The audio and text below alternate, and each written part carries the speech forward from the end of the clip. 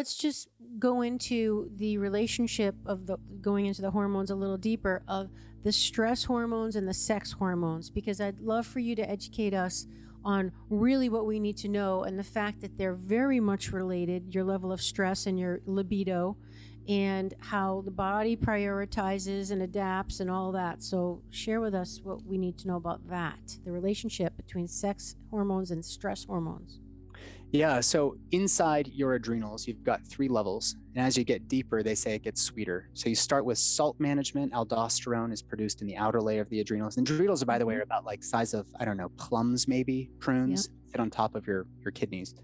So the adrenal glands produce 3 major types of hormones. Aldosterone, which is the salt regulating hormones. Then you go to the middle level and you get your sugar management hormones, including cortisol, which is your get up and go. That's what gets you up in the morning. Light hits your eyeballs. There's a complex process whereby melatonin drops and cortisol rises, which is why they say you reduce your screen time at night, because it allows cortisol to drop and melatonin to rise in the inverse at nighttime. And then you go one layer deeper, and then you're looking at the production of your sex hormones. And that includes estrone, estradiol, and DHEA, which is goes through a process whereby it becomes DHEAS, and then it actually gets converted to testosterone later.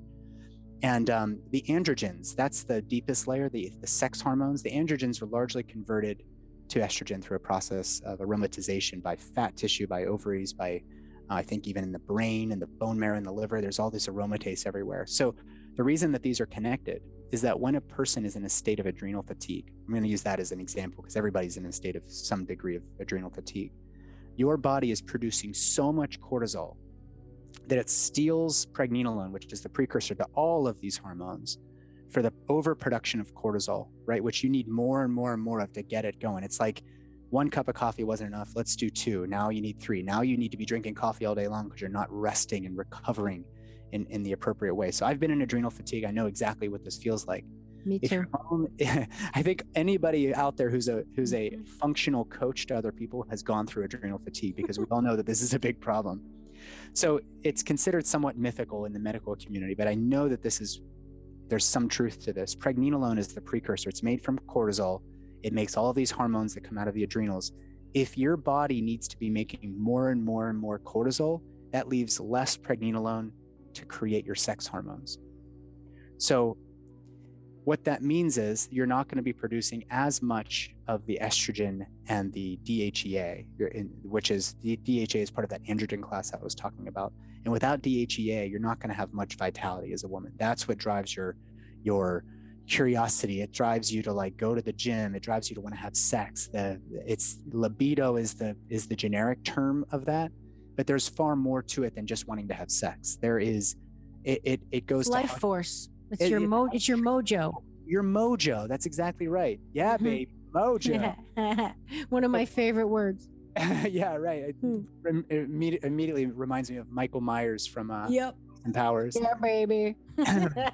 So you're not sleeping, you're eating the wrong foods, you're overly stressed out, you're working 3 or 4 jobs. Some people can't get around that. But if you have the resources to think a little bit about this, and you are driving your adrenals to produce almost exclusively cortisol, you're in a state of fight or flight at all times.